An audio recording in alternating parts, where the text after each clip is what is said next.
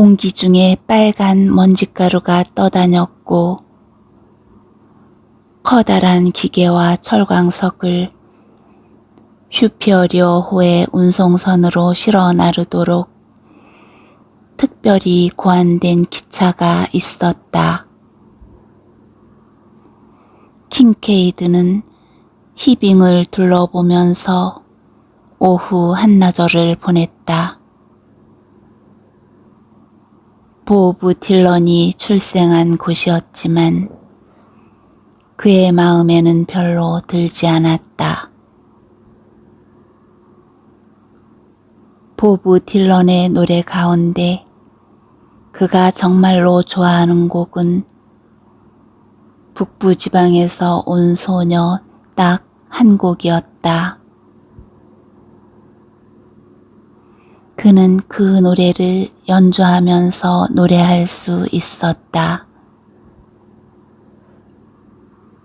킹케이드는 그곳을 뒤로 하면서 혼자 노래를 흥얼거렸다. 메리언은 그에게 코드 몇 개와 초보적인 기타 반주법을 가르쳐 주었다. 내가 그녀에게 남겨준 것보다 그녀가 내게 남겨준 게 더 많았지요. 전에 그는 아마존 유역 어느 곳에 맥컬러이 바라는 곳에서 어떤 주정뱅이 뱃사람에게 그렇게 말한 적이 있었다. 그 말은 사실이었다. 슈피어리어 국립공원은 근사했다. 정말로 멋졌다. 뱃사공의 고장. 킹케이드는 어렸을 때 배로 운송하는 시절이 끝나지 않았으면 하고 바란 적이 있었다. 그러면 그도 뱃사람이 될 수 있을 테니까. 그는 초원 근처를 달리면서 3마리의 어미 사슴과 수많은 아기 사슴들, 그리고 빨간 여우를 보았다. 연못에서 차를 멈추고 이상한 모양의 나뭇가지가 물에 그림자를 들이운 장면을 몇 장 찍었다. 촬영을 끝내고 그는 트럭 뒷칸에 걸터 앉아서 커피를 마시고 카멜 담배를 피우면서 자작나무 숲에 바람 드는 소리에 귀를 기울였다. 누군가 여자가 있으면 참 좋을 텐데. 그는 담배 연기가 연못 위로 날아가는 것을 지켜보면서 생각했다. 나이가 드니 마음이 이상해지는군. 하지만 그가 집을 떠나 있는 일이 너무 잦으니 집에 남은 사람에게는 고통일 터였다. 이미 겪어봐서 알고 있는 사실이었다. 킹케이드는 벨링햄의 집에 있을 때면 시애틀의 광고 대행사에서 부장으로 일하는 여자와 이따금씩 데이트를 했다. 그녀와는 공동 작업을 하면서 만나게 되었다. 여자는 42살이었고 밝고 좋은 사람이었다. 하지만 킨케이드는 그녀를 사랑하지 않았고 사랑하게 될 것 같지도 않았다.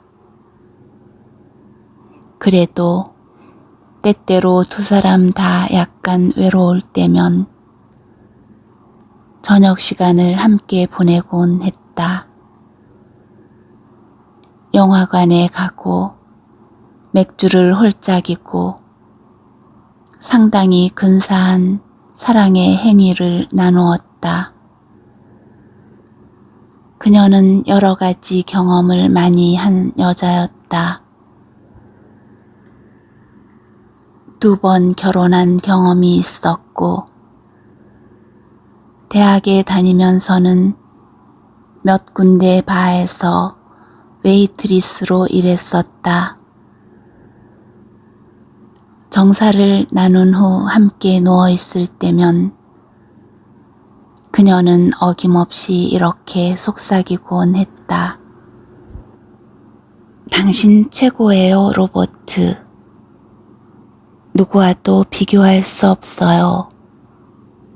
누구도 당신을 따라잡기는 불가능할 거예요. 남자라면 누구라도 듣기 좋아할 말이라고는 생각했지만 그렇게 경험이 많지 않은 그로서는 그녀가 진실을 말하고 있는지 아닌지 알아낼 방도가 없었다. 하지만 한 번은 그녀가 그의 마음을 맴도는 이야기를 했다. 로버트, 당신 안에는 내가 들춰낼 수 없는 뭔가가 있어요. 나는 거기에 닿을 힘이 없어요. 때때로 당신이 여기 오랫동안 한 사람의 생애보다도 더 오랫동안 있었던 것 같은 느낌이 들 때가 있어요. 다른 사람들은 꿈도 꾸지 못할 혼자만의 공간에 살고 있는 것 같은 느낌이 들 때가 있다고요. 당신은 내게 다정하게 대해주지만 나는 당신이 두려울 때가 있어요. 당신을 향하는 내 마음을 제어하려고 나 자신과 싸우지 않으면 난 내 중심을 잃게 되고 말 거예요. 그래서 다시는 찾지 못할 것 같은 기분이 들어요. 그는 어렴풋이나마 그녀가 무슨 말을 하고 있는지 알았다. 하지만 그로서도 어쩔 도리가 없는 일이었다. 킹케이드는 오하이오주의 작은 마을에서 자라던 소년 시절에도 생각이 많은 아이였다. 넘쳐나는 생각들을 주체하지 못하고 비극적인 감상에 잠기곤 했다. 다른 아이들이 저어라 저어라 노를 저어라 같은 노래를 부를 때면 그는 그 영어 가사를 불란서의 카바레 노래에 갖다 붙이곤 했다. 그는 낱말과 이미지를 좋아했다. 블루라는 말이 그가 가장 좋아하는 단어였다. 그 말을 할 때에 입술과 혀가 만들어내는 느낌이 좋았다. 어릴 적부터 낱말에는 단순한 의미뿐만 아니라 뭔가 느낌이 있다는 것을 알고 있었다. 킹케이드는 또 머나먼, 나무를 뗀 연기, 고속도로, 옛날, 통과, 뱃사람, 인디아 같은 낱말을 좋아했다. 이런 말이 소리나는 방식과 혀끝에 맴도는 감칠맛, 또 마음속에 떠오르는 이미지가 마음에 들었다.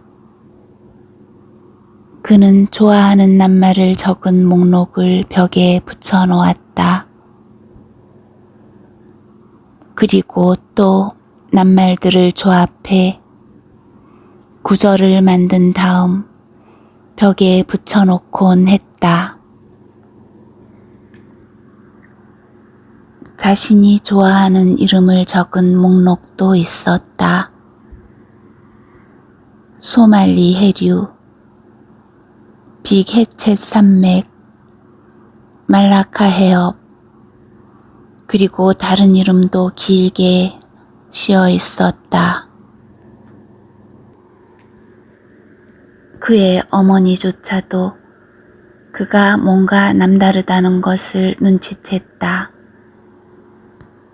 킹케이드는 한마디 말도 하지 못하다가 3살이 되자 어느새 완전한 문장으로 말하기 시작했고 5살 무렵에는 무엇이나 거침없이 읽게 되었다. 그는 학교에서는 무덤덤한 학생이어서 선생님들을 조바심 나게 했다. 학교 선생님들은 그의 IQ 지수를 보고 그에게 성취에 대해 그가 무엇을 할 수 있는지에 대해 말해 주었다. 고교 선생님 한 분은 그에 대한 평가를 이렇게 썼다. 그는 IQ 지수가 사람의 능력을 평가하는데 좋지 못한 방법이라고 믿는다. IQ 테스트가 사람의 신비스러운 일면은 설명하지 못하기 때문이라고 한다. 신비스러움은 그 자체로도 중요하고 또 논리적인 것의 보완물로도 중요하다고 믿고 있다. 그의 부모와의 면담을 제의하는 바이다. 그의 어머니는 선생님 몇 분과 만났다. 선생님들은 로버트가 뛰어난 능력을 지니고 있으면서도 괴팍스런 면이 있다고 말했다. 그러자 그의 어머니는 이렇게 말했다. 로버트는 자기가 만든 세계 속에서 살고 있어요. 내 아들인 것이 분명한데도 이따금씩은 그 애가 남편과 나 사이에서 나온 것이 아닌 것 같아요. 그 애가 돌아가려고 애쓰는 다른 세상에서 이 세상으로 유배된 아이 같다는 기분이 들 때가 있어요. 아들에게 관심을 기울여 주셔서 감사합니다. 그 애에게 학교에서 더 잘하라고 한 번 더 용기를 북돋워 주겠습니다. 킨케이드는 지방 도서관에서 모험 소설과 여행에 관한 책을 뒤적이며 시간을 보내곤 했다. 무도회나 풋볼 게임 같은 떠들썩한 일은 질색이었다. 홀로 지내면서 마을의 구석을 따라 흐르는 강변에서 시간을 보내는 것이 좋았다. 그는 낚시를 하고 수영을 하고 산보를 했다. 또 키 높이 자란 풀밭에 누워 어딘가 멀리서 들려오는 목소리에 귀를 기울이기도 했다. 저곳에는 마법사가 있어. 가만히 귀를 열고 있으면 마법사의 소리가 들리지. 그는 혼잣말로 중얼거리곤 했다. 그리고 이런 순간을 함께 나눌 개를 한 마리 가지고 있었으면 하고 바랐다. 대학에는 진학할 만한 돈이 없었다. 가고 싶은 마음도 없었다. 그의 아버지는 열심히 일했고 그의 어머니와 그에게 잘 대했지만 밸브 공장에서 일하는 것으로는 개를 키울 비용을 비롯해 다른 일을 할 만한 여유가 없었다. 아버지가 죽었을 때 그는 18살이었고 대공황의 바람이 심하게 불어닥쳤다. 그는 어머니와 자신을 부양하기 위한 방법으로 군대에 자원했다. 그리고 4년간 군대에 복무했지만 그 4년이 그의 인생을 바꾸어 놓았다. 군대 상급자들이 무슨 생각에서 그랬는지 카메라 조작법조차 모르는 그를 사진사 보조 업무에 배치했다. 하지만 그 일에서 그는 직업을 구하게 되었다. 그에게는 사진 기술을 배우는 일이 너무 쉬웠다. 한 달도 지나지 않아 킹케이드는 2명의 정식 사진사들을 도와 암실 작업을 하는 것뿐만 아니라 간단한 피사체는 직접 촬영해도 좋다는 허가까지 얻었다. 사진사 중에 한 사람인 짐 피터스는 그를 좋아해서 특별히 시간을 내어 사진 기술을 가르쳐 주었다. 로버트 킹케이드는 포트몬마우스 시립 도서관에서 사진 서적과 예술 서적을 읽으며 공부했다. 그는 특히 프랑스 인상파 화가들과 렘브란트의 광선 이용법을 좋아했다. 그는 곧 터득하기 시작했다. 사진을 찍는 대상은 피사체가 아니라 빛이라는 것을. 피사체는 단지 빛을 반사하는 수단에 불과했다. 광선이 좋으면 언제나 촬영할 만한 것을 찾아낼 수 있었다.